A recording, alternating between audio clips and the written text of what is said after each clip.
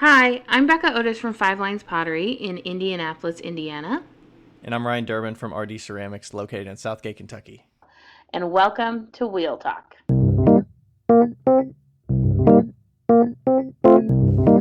Hey guys, we've loved answering all of your questions so far. If you'd like to hear your question on the podcast, please send them to us on Instagram at Wheel Talk Podcast or by email to wheeltalkpodcast@gmail.com. Thanks. Let us start now. Okay, hi. Hi, Becca. Hi. We have a guest today. We have a guest today, and she's sitting right next to Ryan. Guess Yes, anybody she want to is. guess? Guess who she is? Oh, nope, it's not Rachel. It is Erica, Ryan's assistant. Yes. I told Joe today that we were interviewing Erica, and You told he Joe was like- bought this? Or Joe? No, Old Joe. No, Vegan Joe, my new person. Okay. So many Joes. You can't just say the word Joe and be like. I know. I'm sorry, Vegan Joe. I told Vegan Joe. He's a vegan, not the bad kind. Love that. Not the bad kind. Like he ate cheese today at Chili's because he, hey Deidre, we finally used that Chili's gift card. I love Chili's. The chips, can't beat it. Can't beat it. Chips and salsa. I know. I kind of wish we got the chips and salsa. We got fried pickles instead. The monster he is. He likes fried pickles, but he doesn't like pickles on a burger. Like, who the fuck does that? I don't know. Fried pickles is supposed to like dull the taste of it a little bit, right?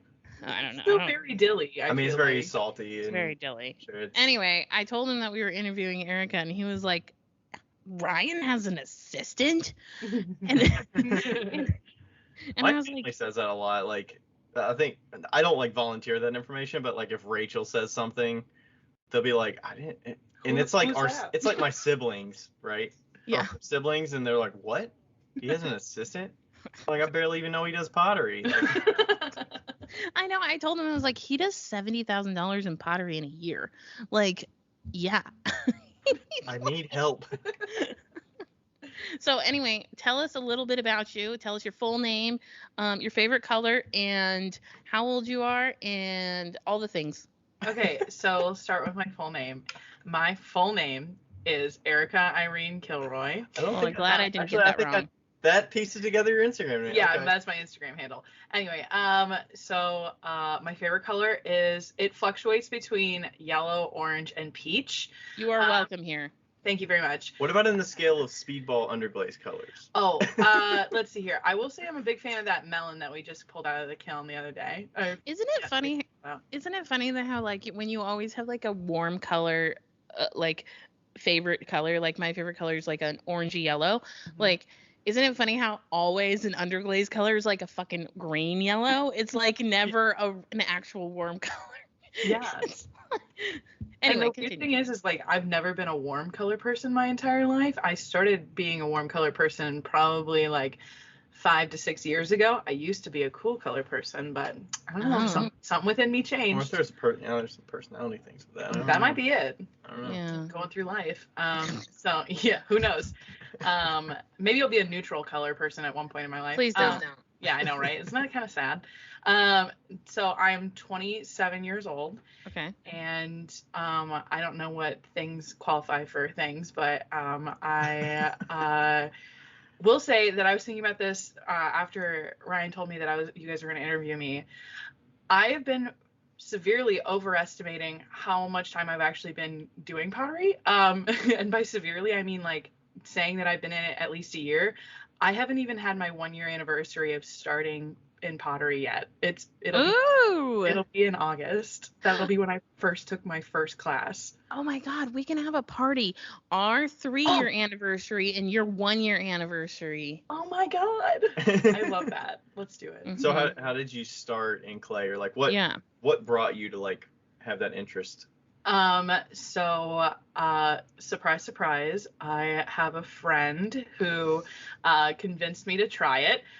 She's an artist out in Quincy, Massachusetts, near Boston, and a fan of the pod. Love her very much. Say she is going to hear this. Yes, she's going to hear and this. be like, why did you not tell me? Yeah, what the heck, Erica? Oh, this is so exciting. It's a surprise. Yeah. Don't tell her. Don't tell her at all. I know, right? It's like like originally I was like, oh, should I just like surprise her? So we're gonna see if I can lock it down. I don't know. I am the biggest blabbermouth there is, especially when it comes to surprises for my friends. So like, I don't know. Whatever. Anyway, so you know, classic going through sad things during the I almost said depression. During the During the pandemic. I mean, it was of sorts. Kind of was. I mean, valid. So, I mean, I was depressed, so that makes sense. So, like, you should just try it. I think you would really like it. You need, like, a creative outlet. Just do it. And so I decided to take a class at Covington Clay in Covington, Kentucky. And I was instantly loving the ability to make fun of myself for being bad at things. Yes. So I was like laughing at myself, and like everybody around me was taking themselves way too seriously, and I was just like, I'm terrible at this. And I liked that feeling so much, that like the pureness of learning Failure. brand new, the pureness of failure. Yes, exactly. The pureness of like learning something brand new that I've never known anything about, and so I just kept with it, and then I was like, here I am. So did you ever do any clay before last Nope. year? Okay. And then Okay. you went right into the wheel. Yep. Okay. Now, here's a question. Well, first, I want to say that you are the best type of student, somebody who completely embraces the failure, because like other people get really pissed and they're the hardest people to teach. The people that are like, fucked. They're like straight up the easiest people to teach, because you're like, okay, try this, and then they mess it up and you're like, try it again. Okay. Yeah. Anyway, second, my question is, before learning pottery, did you have any connections to pottery? Because like I didn't. Did you have like pottery in your parents' house or in your house, or like, you know, are you like purely a Corel plastic Tupperware family? Like, we were a plastic Tupperware family, and it was more of like a Chinese takeout recycled thing. okay. So nothing like that. We had a couple pieces because my mom likes Polish pottery, so like we had a couple pieces like collected over the years. That's the white and blue one, right? Yeah, exactly.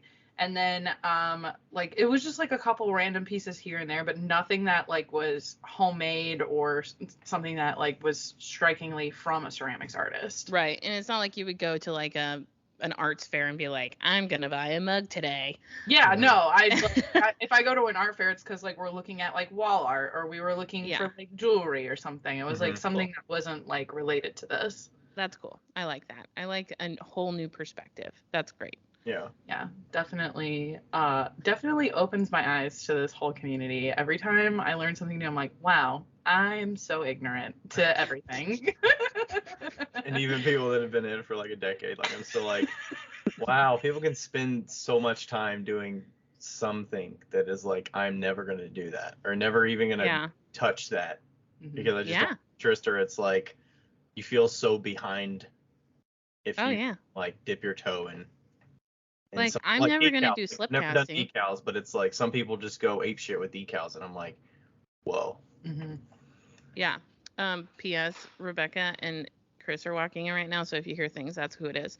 I mean, like, I am interested in slip casting, but I'm not going to do it.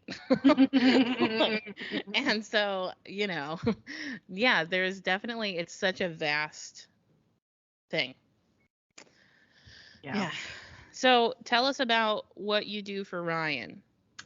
I do a lot of things. So I do clay prep, and I also do slip applying for like colored slip kind of thing. I also do underglaze application. I glaze a lot. If you watch Ryan's stories, I am the glazing machine. It's actually used to not like it, but now I can roll through it, and now it's like probably one of my favorite things I do. Oh, interesting. So it's learning a lot from that. And then I've mixed glazes before. I wax. That's pretty much it, right? Yeah, I think that's most of it. Did you say way out clay? Whale Yeah, clay clay prep. prep. Yeah, that was one of the first things. Bye, Chris. I love you. Yeah, got to fill those cat buckets somehow. Yeah.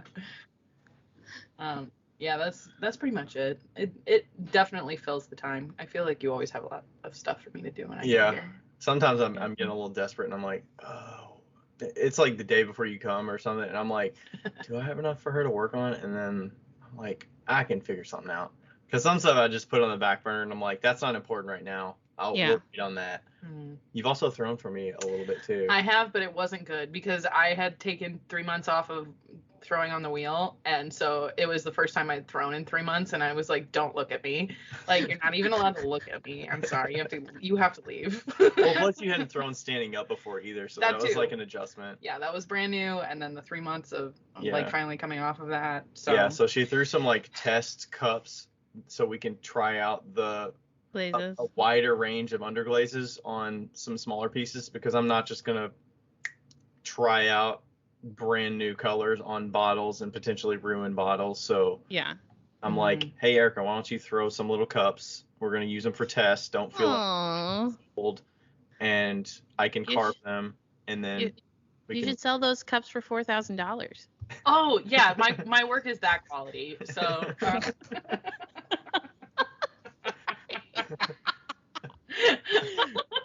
Moving on. And then the other stuff she threw were the spoon rests. Oh yeah. So you're trying to throw some spoon rests, and I think we just got those. I don't know if we just got those out of the kiln, right? No, we just got them out. Glazed, yeah, we got them glazed. I don't know that you've looked at them yet. I have not. But yeah, they're in yet. there. Yeah, we just got them out. Oh, excited! Oh my god. Okay. Oh my god, Erica, you're like you're like fully part of the team. I'm in, man. I'm in. I'm excited. Yeah. That's great. What do you feel like? See, Ryan had some questions. Do you want to? See, I told you I'd have questions. I was wondering how you initially like found me with like the job and stuff like that. Oh yeah. You just started in clay you said August, so August, and then you started working for me in January. So it was pretty much. It was fast. Yeah. How did you initially like stumble upon that, or? Yeah. So shout out to Emily again. She had. What does she have? What's her Instagram? I'm sure she wouldn't mind a shout out. Oh yeah, let's go. Emily Russ Ceramics. She has such beautiful work. I hope you guys all look at it. Anyway, she'll be so upset that I said that because she's very humble and very kind. So she was just like, I really like this podcast. I think they provide good perspective on things, and I think it would be helpful as you like start your journey to start listening to them. So I listened to a good amount of episodes like from your guys' like earlier stuff, just to like kind of like understand what it's like to be professional potters and blah blah blah. And then I followed you guys on Instagram, and then I actually didn't see the post that Ryan made about the studio assistant. I saw him post about how he was looking for somebody to throw shot glasses and like do like pay by piece kind of thing. I was like, I'm not very good, but I'm very teachable. Please let me help you. And yeah, shot glasses and spoon rests. I was playing with the idea of kind of deal. Yeah, so I know Emily Russ, by the way. I follow her. Oh, love that. I love that. That's great. So she, so I reached out like shamelessly and was like, I've only done 3 classes at Covington Clay. I would love to work for you. I'd love to learn, blah, blah, blah. And just tell me what to do. And he was like, well, I actually already have somebody who is going to do that for me, but potentially. That never happened, but yeah, but I had probably 3 to 4 like kind of interested parties in that. Yeah. And then I was like, well, I have this studio assistant that I'm looking for. Do you think are you interested in that? Yeah. And I was like, oh yeah, yep, yeah, yep. I would like that much better, thank you. Yeah. I'm bad at things still. I would love to learn. Yeah. So, and then like it was 2 days later I came over for the interview, and then 2 days later I started my first day, and I was like, boom, boom, boom, boom. I didn't even tell my family about it, that I was doing it. And then all of a sudden because I work a full-time job, so I called my mom every day just to like chat on my way home from work. Yeah. And I call her on my way to Kentucky, And she's like, where are you going? And I was like, oh, I'm going to work. And she goes, you work tonight? That sucks. And I'm like, no. I forgot to tell you, I started a new job. And she goes, what? Another job. Another part-time job. I started a part-time job. She's like, are you okay? Are you financially stable?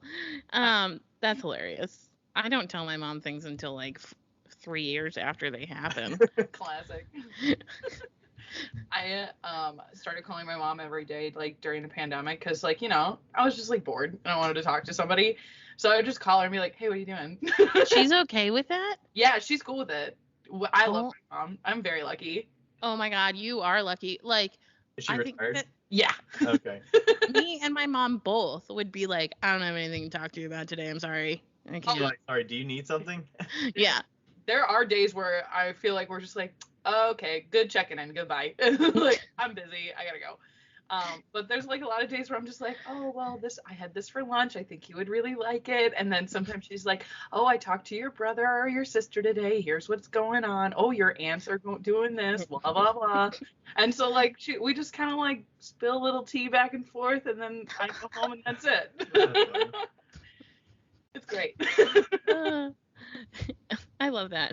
I mean, Do lot you of times you kind of get the sibling like updates from your parents. Yeah. So if you talk to your parents often Oh, and yeah. kids often, then that's kind of the only way that you get the sibling updates. Yeah.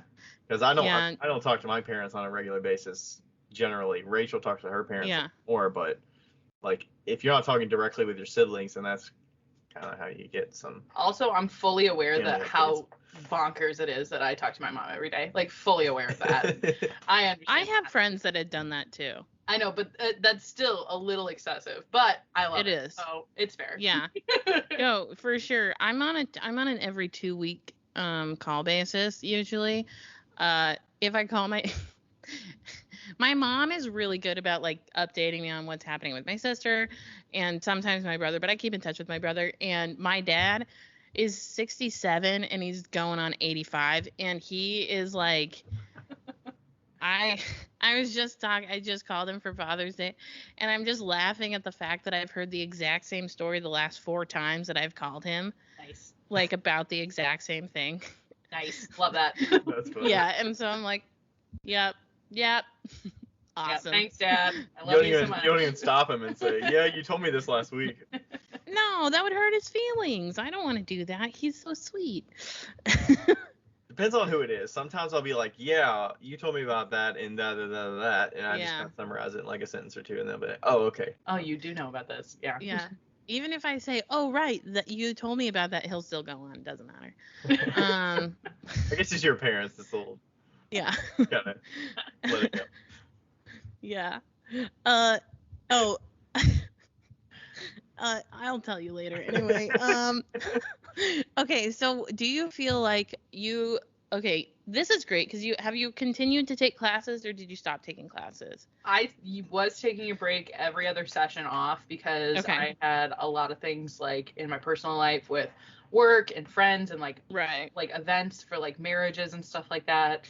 So yeah, you know, my multiple marriages. What I meant to say was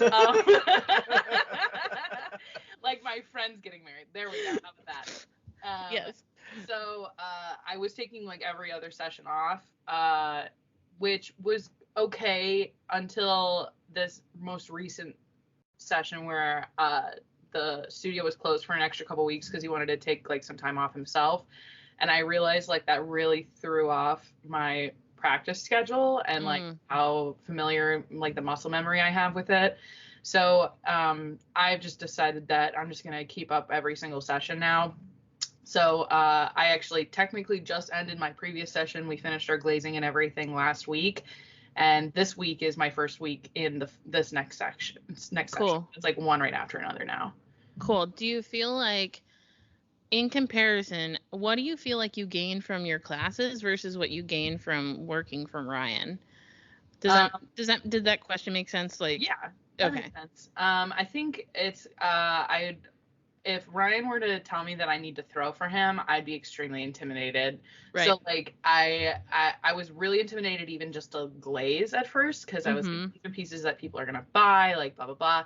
Whereas like if it's my work that I'm like working on at his studio, at Rick's studio, I don't feel as intimidated to like mess something up or like feel like weird about getting rid of it or whatever. Like I think I threw probably maybe 30 pieces, maybe 35 pieces over the last 4 weeks. And I got rid of probably about 7 or 8 of them, and like I had zero remorse about it. So good.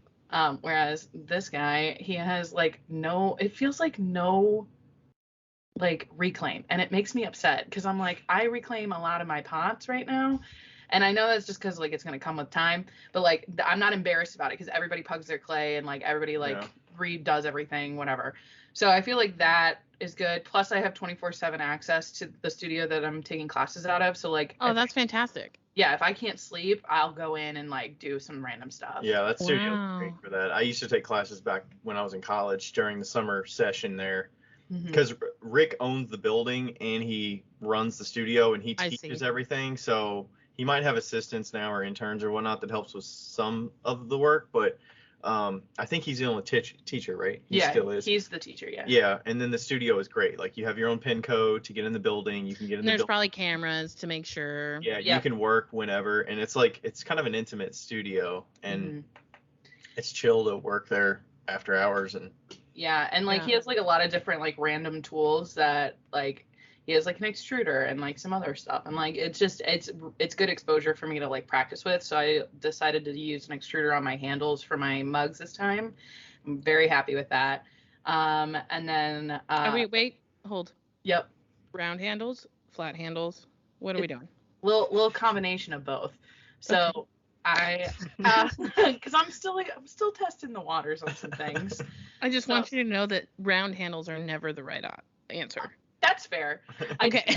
I do like a smoothed edge on the inside. Oh, like, for sure. For sure. Yeah. If it's going to be rounded on the top, it has to have the smooth on the inside. Or I'm not a fan. I'm talking fully circular. No, can't handle it. Nope. Yeah, okay, great. Literally. Literally. But just so you know, if you do round handles, we're not going to say anything. You do you, boo. Yeah. No, I even my personal mug collection all have the smooth insides. So yeah. Yep. So I feel like that's good. Plus, like, you know, like I said, I can go there at 2 or 3 in the morning when I can't sleep and knock something out, make myself very sleepy, and then go home and pass out. So yeah. Do you think that do you think that what working for Ryan, do you think that has improved your Oh yeah, definitely. Whatever you call it, your talent? Yeah, which like parts of the process are better, or have you seen like growths? I mean, you had a kind of a small stint. You've probably been you've been working for me longer than you were taking classes by yourself. So right. Yeah, I think it's definitely just like about the confidence of just like moving through a process. So like even just glazing, like when I was glazing in the first 3 sessions before I came here, it would take me 2 to 3 days. Like I would do like a couple of them. I would like think about it a lot. And then I'd be like, is this right? Do I actually like this? How is this even going to turn out? Will I be able to conceptualize it in my brain before it even comes out of the kiln? And like, it took forever. And then I'd go back to another round, do another round. Because you don't get to see your pieces before you glaze more. Exactly. So now I am probably one of the faster glazers in the classes, because I'm like, I get it done in probably about 20 to 30 minutes. I get all my pieces done. And like it's like boom, boom, boom, boom. So like I think that's helped my process, is just the confidence of, okay, this is how it needs to look, this is how dry it needs to be before I do a second layer, like blah blah blah. So you do all dipping glazes at Rick's, right? Yeah. I could paint them on, but no, I don't want to do that. So it feels much more strenuous for that. So I'd rather just dip them. And then I definitely think watching a lot of like Ryan's videos, or even just like watching him in person doing his process for throwing on the wheel, it's influenced how I've been able to throw. And I've been very diligent about watching videos on YouTube and watching people's Instagrams and trying to make sure that I'm like trying to visualize in my head while I'm throwing the videos that I've watched to make sure that my process is better and my process is stronger, because I have problems with chunky bottoms. And I feel like that's like a very common beginner issue. So I've been really focused on making sure that I've been able to like move the clay in the right way, put the right pressure in places, making sure I have even pressure. So like watching the videos, like watching everything is just very helpful for me. I think you pointed on something that a lot of people don't. You must be a visual learner. I am a visual Yeah, learner. okay. Yep. Apparently we're the exact same human. Cool. So no wonder you're Ryan's assistant. Yeah, I was actually literally just thinking about this while I was driving to this interview, was thinking about how when I was in high school, the basketball coach had 2 kids, and he was like, I've never taught them basketball. You know, they were like 7 and 8 or 7 and 9. He's like, I've never shown them anything, right? And he's like, all the things that they have learned, they were better than some of the high school players. Nice. The things that they have learned are from NBA and watching high school games and watching college games. And because visual, like when you watch so much, you become good at that because you visualize it as you're doing it. And that is something I feel that is lost in the ceramic teaching world. That it's all about let's do it, not let's watch it, then let's do it. And that can be extremely helpful, even if you aren't a visual learner. Be like intentional about what you're watching and what you're looking out for. Because it seems like to me when you're talking about that while you're making a piece, you're thinking of all this stuff. It feels like it would like overwhelm. For me, it would like overwhelm me thinking of all that versus like breaking. Like I try to break things down into like the simplest steps, and then kind of let the feel take over a little bit with like thickness of walls. That's because you've been doing this for 10 years. Yeah, but yeah.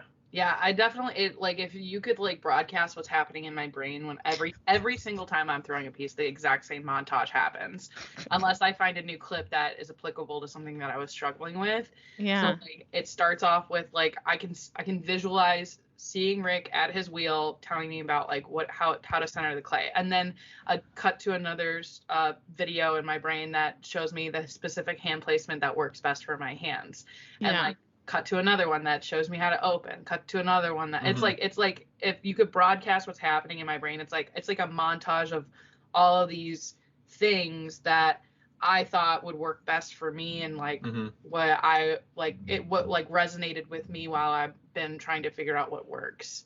That's great. Yeah, definitely very situational. Yeah. Like the centering. There's so many different ways to center. So like.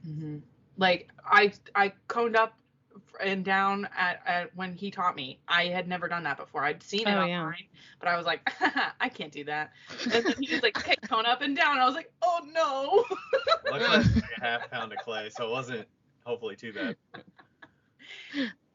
Yeah. Mayday. It's like that episode of SpongeBob where the sirens are going off in his head and he's like searching for his name. It's like, how do you do that? From Florian Gatsby that he's done semi-recently where he goes like in depth of like how to center it. It's like a 20-minute video. Okay, I need to And watch then he's that. like how to throw a cylinder, and it's like a 20-minute video. Plus his voice is very like enticing. In English. Okay, I like that. Yeah, I like all of those things. Enticing, English. Yeah. And it's very like carefully chosen words so that it explains enough, but it doesn't confuse you. Okay. And it's not like off the cuff. It feels like he scripted it, but it's like very intentional with what he's doing. And his photography and videography is like great. Okay. He's insane. He's phenomenal. Yeah, I'm gonna look that up. There is one that like, I wish I'd had this handle in my brain while we were talking about this, but she like sliced her pot in half and then showed like on the video how to move the clay up the right way, and like my brain had never put it together that like basically your fingers are following each other. Yeah. I'd always thought that they were like supposed to be like touching basically. They're supposed to make kind of like an S. Yeah. So the first field video. There's been a few people that do it.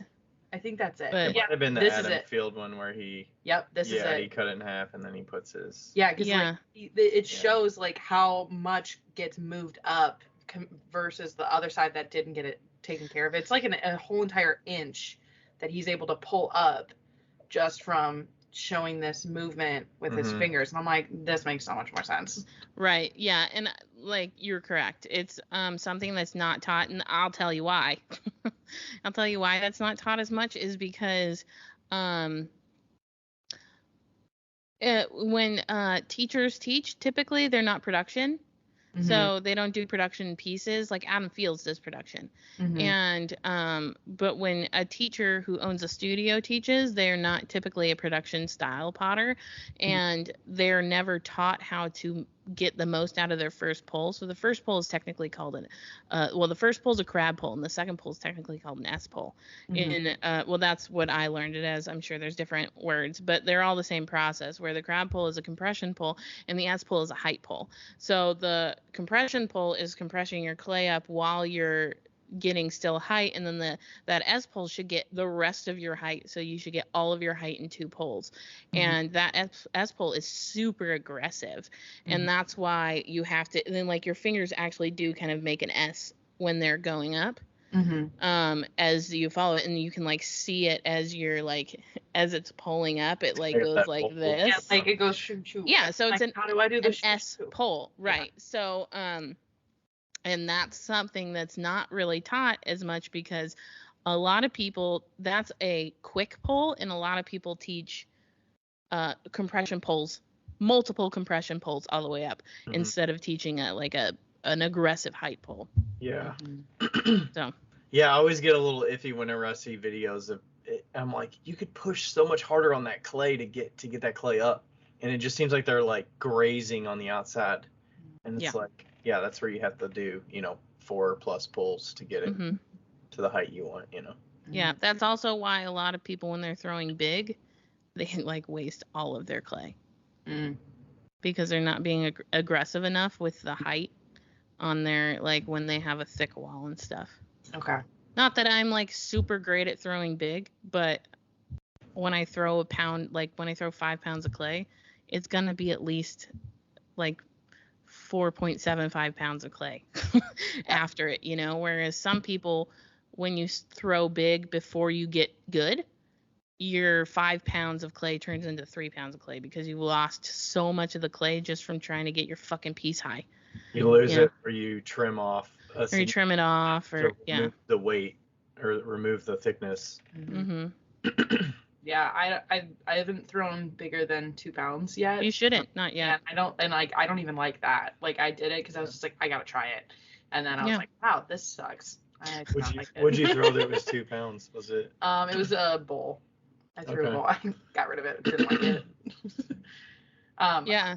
The bowls that I've been throwing, because they're like more decorative bowls than they are like functional bowls. I guess all bowls are functional, but whatever. So I like intend them to be like fruit bowls on a table kind of thing, and those ones are 1.5.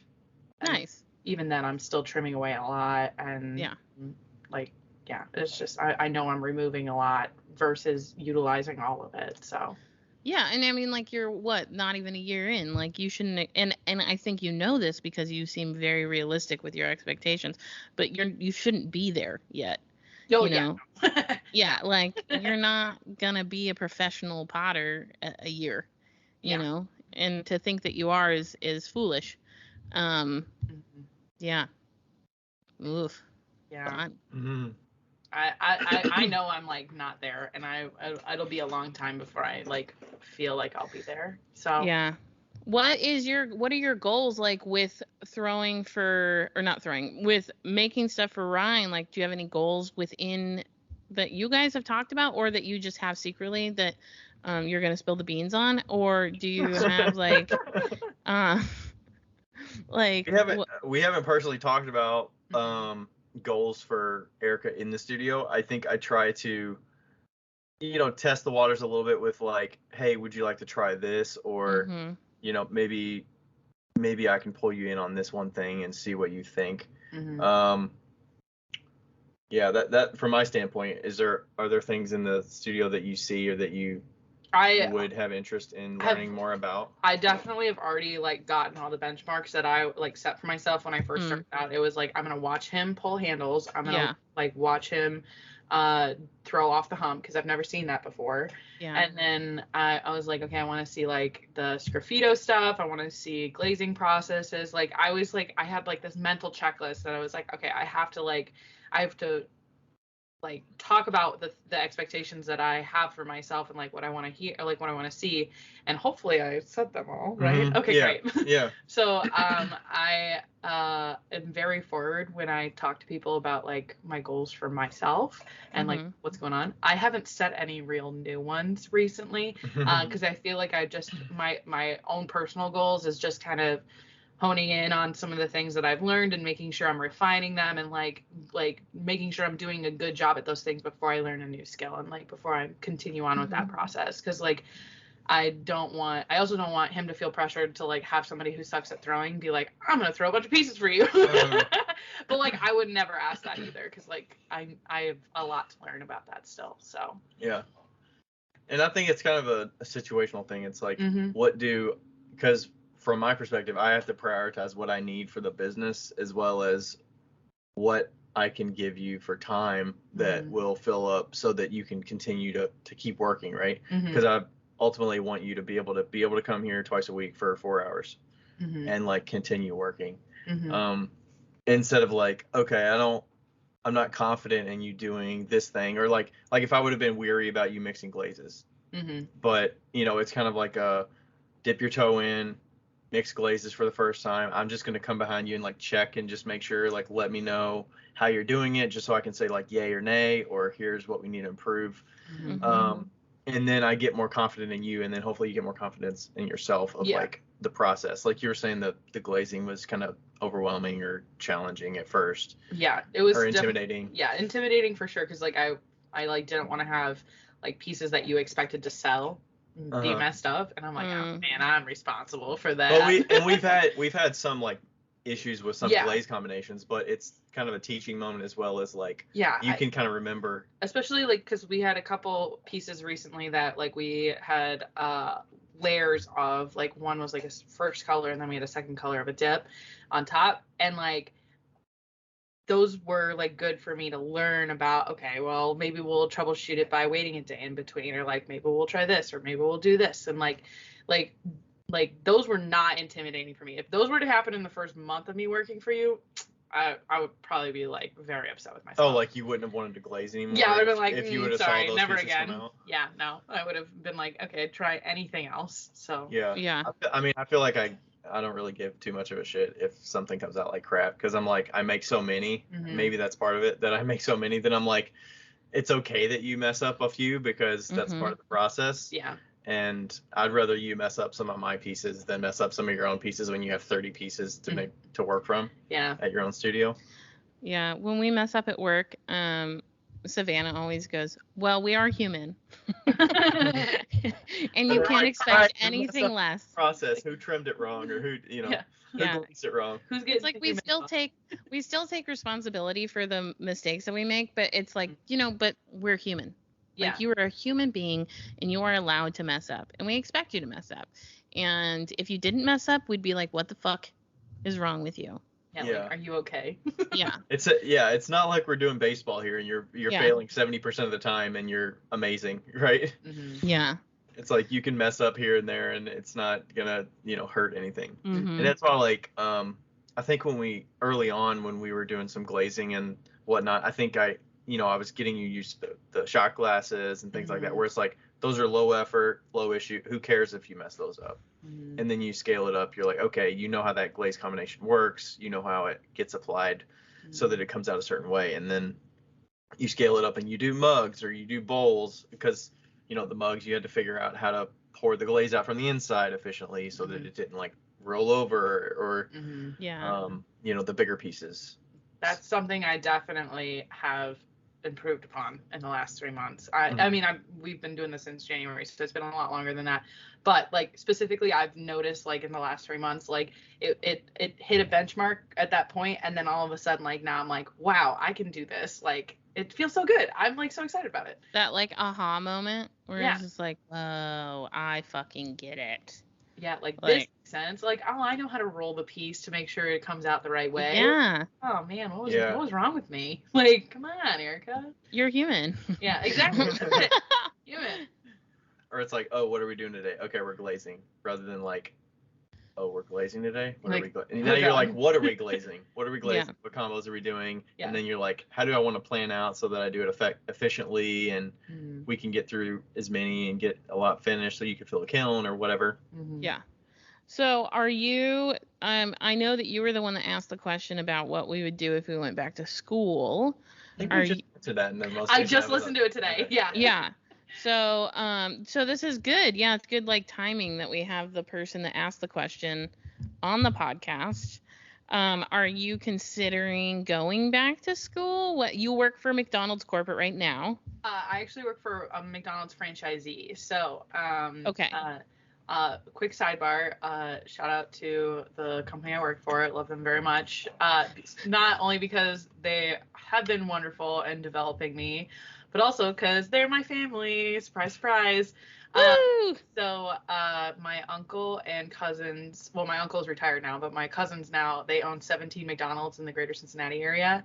So I work for all 17 of those locations doing HR and communications. Okay. And the reason why this kind of like sparked the idea of me going back to school potentially is they offer for management, any level management gets $3,000 per school year. It's renewable every year as long as you're just like employed. Like that's the only requirement they have. So it's very tempting. I love school. I've always loved school. I felt this huge void when I left because I graduated from Cleveland State in 2018. I felt this huge void like when I was figuring out my life without education, and I thought that it was like a creative thing, but I think it's more of like I love the energy of being in a classroom and like meeting new people and like learning about people and just like hearing all these different new ideas. And I think I would really benefit from doing something that's in the art field. And I like looked into doing something part-time, so, like for school, so that way I can still work my full-time job and like have them help me pay for it and everything. So it's still an option. It's just like very hard to plan it out. What did you ever take any art classes or anything at Cleveland State or? No. Okay. I was curious. No. I love that. Yeah. I did music and theater all growing up. Like I was in like a million choirs and like private voice lessons, and then like I was in all the school plays, and if I wasn't cast in a play, then I did the crew. I did hair and makeup, I did set design, like, and then like going into college, like I took a break from like all of that stuff, and I found this group of friends that like was very excited about like musical expression, and like they had their own bands and stuff, and like I would like join in on some stuff. Like I recorded a couple of tracks with some of my friends, which was fun. But like we would like make stupid videos and whatever. And like that's where I felt like my creative expression was going. And then like when I graduated, it was gone. And like and then I moved to Cincinnati and I had no friends. So because everybody still lives in Cleveland or like some other big city somewhere else. But and then that's when I found pottery, and now it's like, all right, full in. I'm just like full in on this. So yeah. Yeah, because you were scouting out some options locally. Yep, NKU. I was looking at UC, and then I've just kind of been looking. I actually even looked at Cleveland State too, because I was like, do I want to move back home? Yeah. But then I'm like, do I want to live with my parents again? I love them so much, but I don't know. So plus then I would also have to like quit my job, and I don't know if like I can handle that much amount of change right now. So because you can't work that job remotely, right? No, they like prefer it to be in person, because like it's always like the perspective of like everybody else is in the restaurants. It's you should be working in person as well. So which is fair. I agree with that logic. But I don't know where that decision is going to go. So we're going to figure it out. Yeah. But I definitely want to do something with art. And I think that if I like paired it with a digital art situation, because I do like some internal ad designs and I like handle some of our signage for some of our restaurants. If I pair it with like graphic design or something like that to like kind of help meet some of those requirements, that would be a much more efficient use of my time. And then I can also double it up with the studio time. So I'm hoping that I can find a viable option for that, but I'm not sure. So Yeah. I started in graphic design. Yeah. Yeah, and then I left because I realized I didn't like people. So Yeah, that's fair. That's really fair. I was like, it was actually like right after working with like my aunt and uncle wanted to do a logo with me, and I was like, nah. Oh yeah, no. I was like, I can't do this, and that is when I decided I should never work with family or friends. Fair. Yeah. Yeah, the freelance game is pretty customer service heavy, and yeah, it's definitely a certain skill set. Well, and especially in graphic design, not as much in like what you want to do, you know, because you already know the customer so well. In like graphic design, even if you're like an artist working for somebody, they're like, well, I really wanted it to be this green, not this green, and you're like, those are the same. No, they're not. No, they're not. They're different. And you're like, fuck me. Like okay. okay, never mind. We'll just like make it blue. I went to school and learned all these different tools and like maybe some color theory and stuff like that. And then the person paying your bill for what you're doing doesn't have that expertise, but they prefer a certain thing over another. Right. Or so they like show you pictures off of like Pinterest or something like that, and they're like, "Can you make it look exactly like this?" And it's like, "Oh no." Can you match this nail polish that I'm showing you over the iPhone camera? I don't have the brand name and I don't have the exact color. Figure it out. Like right. Like fuck you. Okay. Yeah. So well. I guess we kind of have to get closing up pretty soon. But I do want to say, for anybody out there that's new, I'm really impressed with you, Erica, because I know. Wow. And I don't throw that out lightly because you are like the literal perfect human being to start something new.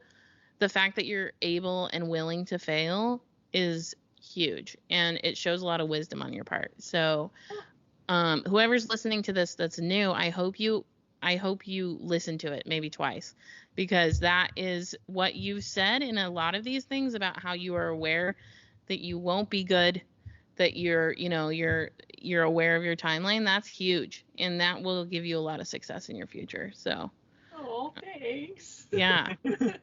But for reals, I mean, you remind me of a small me. No, I'm kidding. I'm kidding, but kind of, not really. But yeah, no, I think that you're gonna, whatever you want to do, I think it's gonna be great. And I think that, like, yeah. Have you heard, here's the ultimate question. Uh-oh. Have you heard Ryan sing? Have I heard Ryan sing? Yes. Oh, yeah. No, yeah. Oh, then you're fine. You're good. Yeah. We listen to music all the time. And, like, at first, I listened to the episode that was right when I first started, how he was talking about my process and like how like I wasn't listening to music when I first started because I was like, I need to focus, I have to do good. And then all of a sudden he like started playing like 70s playlists and I was like, I love this music. And then like his like 90s like pop and 90s rap and stuff, I was like, I like all of these things. So like of course he sings along, it's great, we both sing along, it's nice. So, yeah. It was a good time. Yeah, sorry, Ellie's outside. No, yes, I love that. Well, and you know that he likes you if he actually lets you hear him sing. Oh. I didn't even know that she knew she heard me sing, but whatever. Oh, I've heard him sing. Right. I like distinctly every time you even like whistle or something along to something, I'm like, this is nice. This is nice. I feel like Steph did. Thank you. Because I sing along to stuff all the time, or I'll like laugh to like there's this music podcast that I listen to, and then funny, and so like I'll laugh to myself, and I'm like very aware of that because it's like very quiet other than me laughing. Yeah. What's the name of it? Because I thought it was Pump Up the Jam. But pump it up while your feet are stomping. If your body's pumping, looking here. Pump it up a little more. Get your body going on the dance floor. That's where the party's at, and you know it. I don't even know the words. You know so many more words than I would have ever expected. A place to stay. Get your booty on the floor tonight. Make my day. Yes. Oh, sorry. It's a song, but short plug. They just like take a song and they like make fun of it for an hour and then they like redo it at the end. It's so good. It's so funny. They're so funny. So I'm like laughing while I'm glazing, and I'm like, and then I stop laughing. I'm like, oh, that was kind of loud of me to do that. I shouldn't have done that. That's fine. They like break down the lyrics, and it's like, this is what they're talking about versus just like, this is really catchy and people don't actually know what they're talking about. Yeah. Or whatever. Yeah. It can be kind of embarrassing though. That's fair. Yeah. So whatever. That's funny. Ryan? And then sometimes put movies on and stuff. Yeah. I feel like awkwardly seeing a lot of like not kung fu, but like kung fu, that's fair. Kind of kung fu-ish movies, but I'm like, it seems like that's like the only thing I watch. But I like them. It's fine. But I'm like, all right, whatever. Honestly, I like a wide range of genres. I will say that the only type of like genre I don't like are like westerns and country music. Like unless it's like 80s and earlier country music, like right. Like we have not played that. Yeah. Love me some Dolly Parton, like yes. Johnny Cash, like love Johnny that. Cash, yeah. Yeah, whatever. I feel like you said you like Shania Twain though. I do like Shania Twain. Who doesn't? Who doesn't? Oh yeah, Sarah from work. She doesn't like Shania Twain, and we're all like, we had this conversation at lunch once, and we were like, what the fuck? You don't like Shania Twain? I like too. It's because it's like purely because it reminds her of how old she is. Like that's the only reason, or something like that. It's not even the music; it's something else. But yeah, my favorite thing about Ryan is that he one of my favorite things about you is that you are, if you just saw a picture of you, you would never guess your favorite type of music and movies, like ever.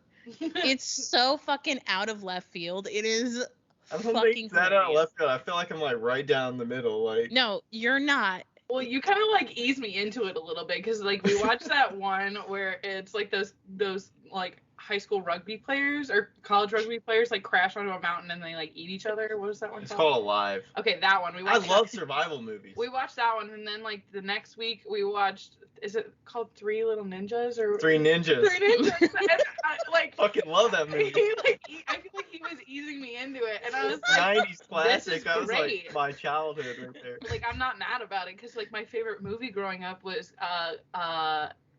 is it called Kung Pao Enter the Fist? And it's like a parody of kung fu movies. Oh gosh. And they take like this found footage and they like I've not seen that. Overdub it. If anybody knows what I'm talking about, it's like this one where like they they go wee wee wee over. I love that movie so much. I don't think I've ever told you that, but that was my favorite movie growing up. Have you guys watched The Hunt for the Wilder People? No, I don't know what that is. I think it might be on Netflix or Hulu, but you should look it up. I'm gonna look it up. It's fucking hilarious. It's it's like a New Zealand movie or Australian movie, and it's this little kid and this old man. It's fucking hilarious. Nice. It's more recent, but I think both of you would like it. I see. Hunt for the Wilder People. Yeah. Oh, it's got Sam Neill in it. Yeah. It says it's on Crackle. Okay. I think Crackle's the new IMDb or something similar.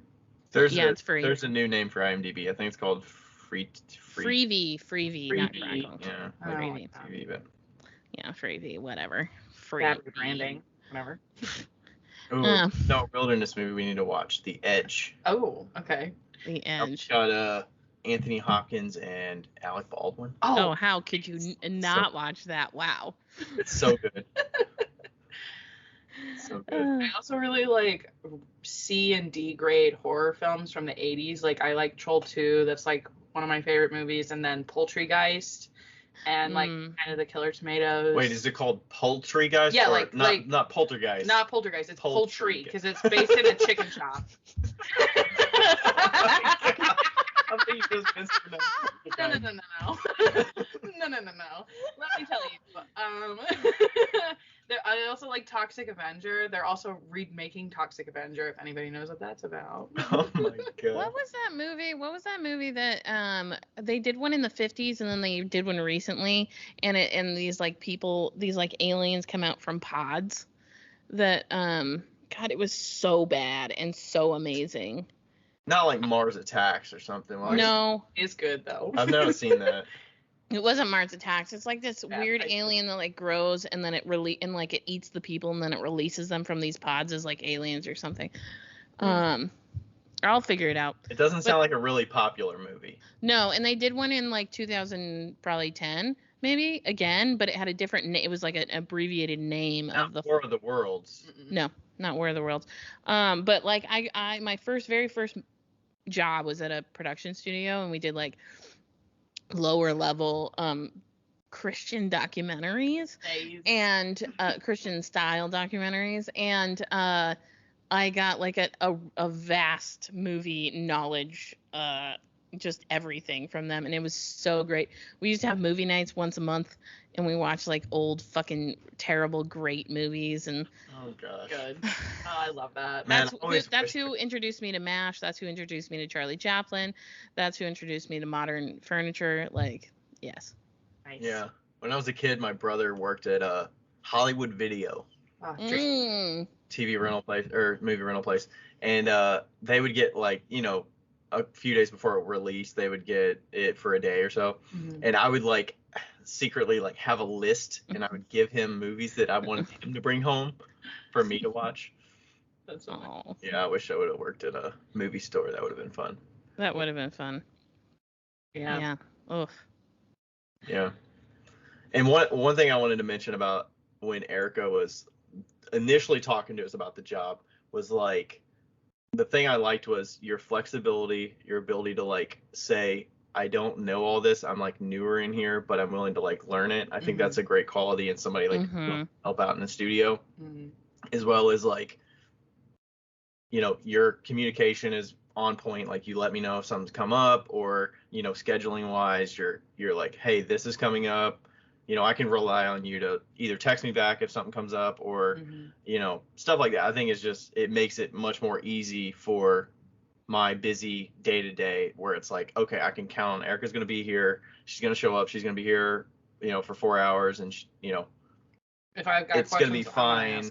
Yeah. And you're willing to like improve if something goes wrong. I can like let you know, and I don't have to like, you know, tiptoe or whatever. And you know, you're very open to like feedback and stuff like that. I think that makes, for anybody that's like a good employee, period, that, you know, whether you have interest in the thing or not, it seems like you know, are willing to learn and like figure that out. Yeah. Improve over time. I think it's reassuring that you're saying that, because I'm gonna be honest with you, I thought that I was asking too many questions, because I am the type of person that I have no fear when it comes to like being like putting myself out there. I'm gonna go for it. Like if you're gonna put me in charge of something, I'm gonna make sure I know how to do it, but I'm gonna do it.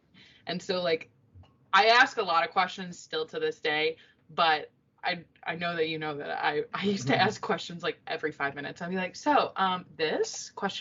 Here's this. Wait, what about this? Well, I don't really know. Hold on, this one over here, I'm not really sure about. What do you want this to look like? I'd rather you ask than assume, and then just like go for it. Yeah. And then after the fact be like, well, you didn't tell me, or whatever, you know. Yeah. No, but it's I mean, I didn't maybe tell you, but some stuff it's like, you know. Yeah. Even if you tell me and I'm like, I have a small pea brain. I just need you to tell me again. Yeah, just to, you know, double check. Yeah.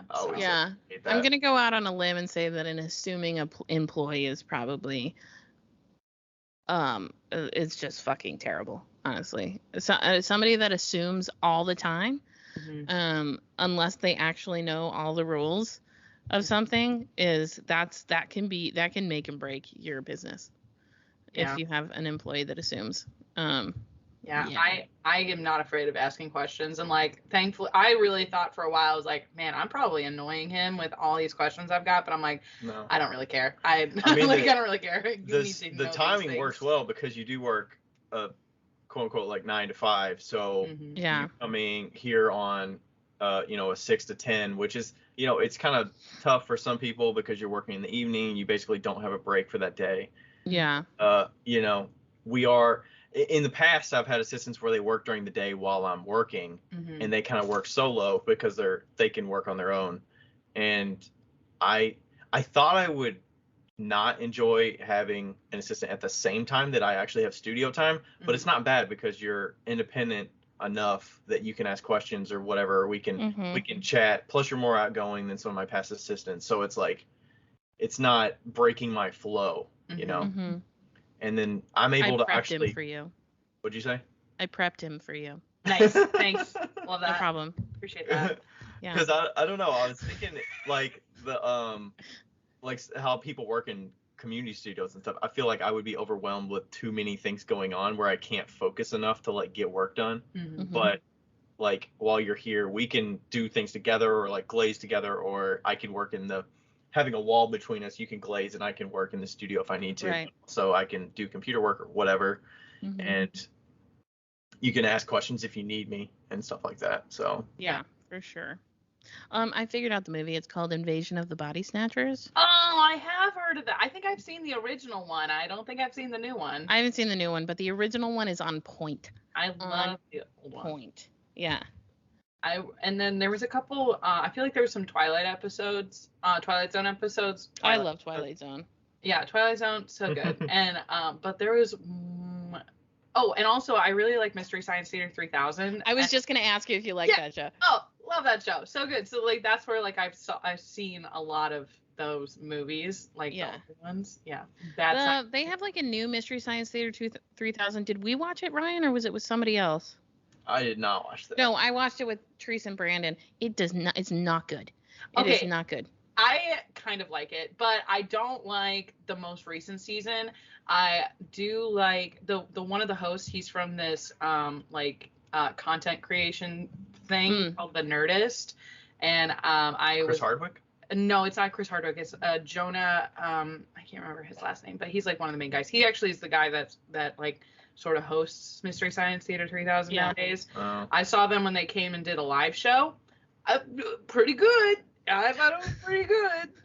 I like it. I think that I just don't like how, well, I don't know. It's just hard to remake a show like Mystery Science Theater 3000. Oh, yeah, it's like because it was so bad and so good. Like yeah, it was like too perfect and on-nosed of what they were trying to accomplish. Yeah. That it was like the nuance of it happening during that time period. It was just like almost like is this intentional or is this our production value? So it's like just acceptable for the time period. Yeah. Right.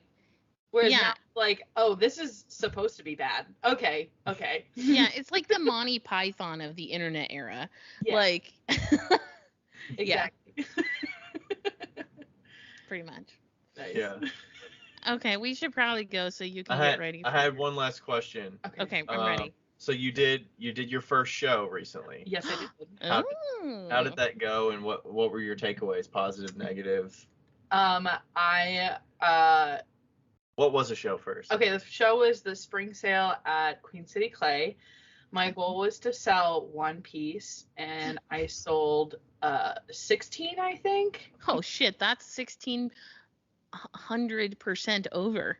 I know. I was just like, okay, I need to just sell one and I'll be happy forever.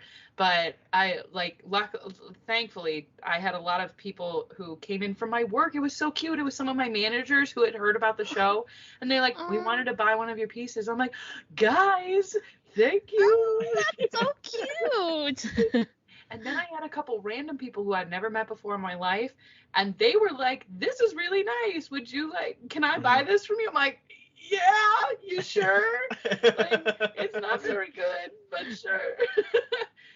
But I put a lot of thought process into like how I wanted my table to look, because I was like, if I'm doing this, I'm never going to want to design a brand new table ever again. So like I made sure like I made all my like displays and stuff. I got like the tablecloths that I wanted. I repurposed some stuff that my mom had given me.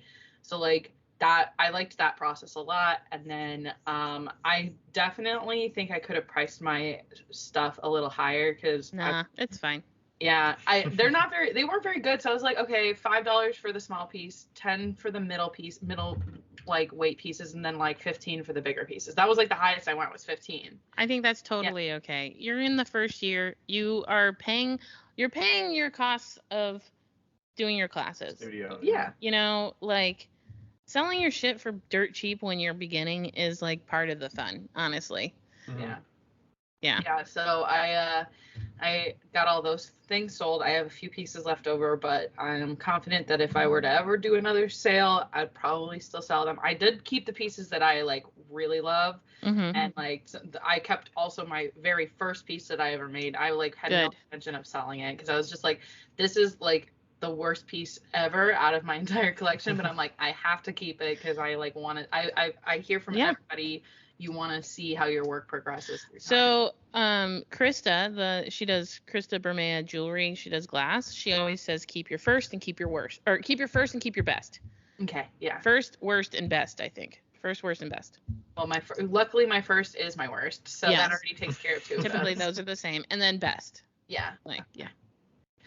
Yeah. So I don't know if I kept my best, but I gave it as a gift, so I get to see it. So like that's There you go. exciting. That's yeah. nice. Yeah. So Nice. yeah. We should get, when we release this episode, we should get a picture of you. Do you have a picture of you in front of your booth, smiling I do. like a high schooler? God. Okay, in my overalls. Yep. Yeah. I look very pottery-ish. Yes. Because Nice. that show is at Queen City Clay, so it's all potters that are selling in it. Yeah. And it's a range of staff members that have been, making pottery for a long time, and then there's students that are there that have been making for a while, and then there's just anybody else that wants to sign up that's a potter. So Mhm. there was a wide range of skill sets. Yeah, and Mhm. yeah, it was very like electrifying to meet all these people and like feel the excitement from them. And there was a lot of first time sellers there, so like I definitely wasn't alone on that, which was really nice. Nice. My table neighbor, it was also her first time selling, but she was selling like jewelry.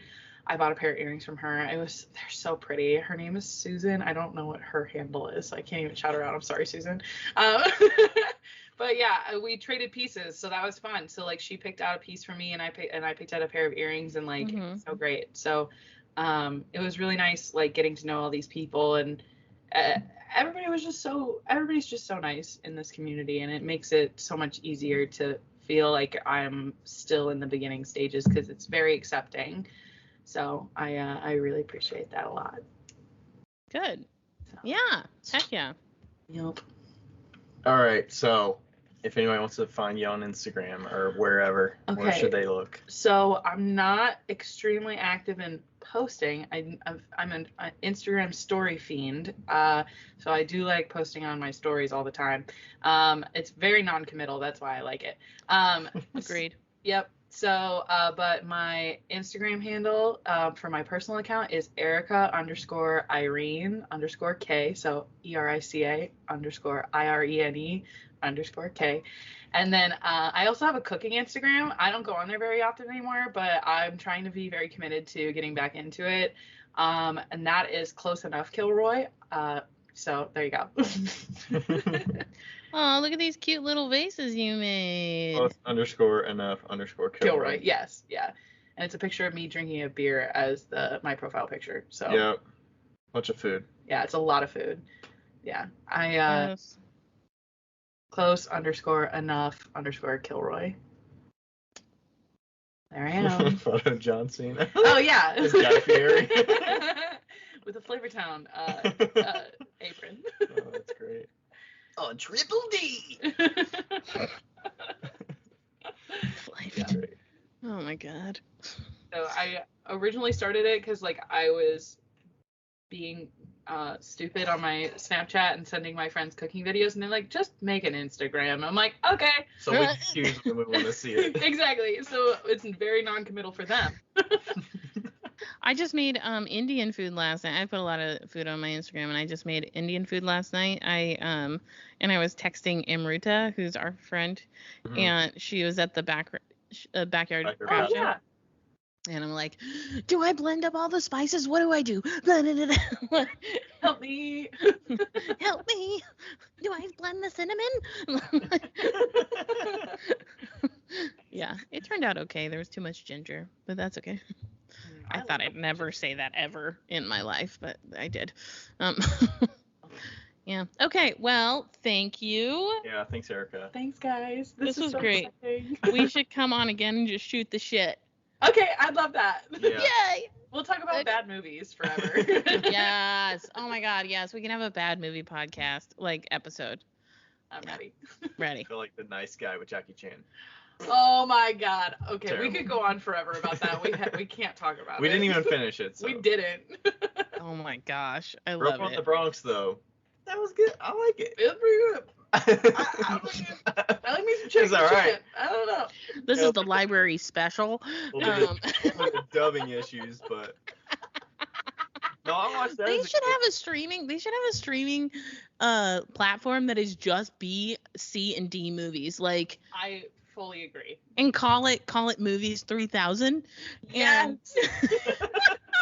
And you can record your own sound bits to lay over. Yes. And then the audience can choose whether or not they can listen to them or not. Yes, I agree. Okay, that is all. We're gonna go. Bye. Bye. Yo, higgity yo. It's Becca here. Hey, just so you know, thank you for listening. And also, we have... What do we have again? A Patreon. We have a Patreon that you should go, and if you want to donate to, you could donate to it. If you don't, that's cool too. But just Google Wheel Talk Podcast Patreon. Don't do the other one, because there is a Wheel Talk on Patreon, but it's not us. So make sure you get the right one. It's in the show notes. And also, leave us a review because they're fun to read. Okay, bye!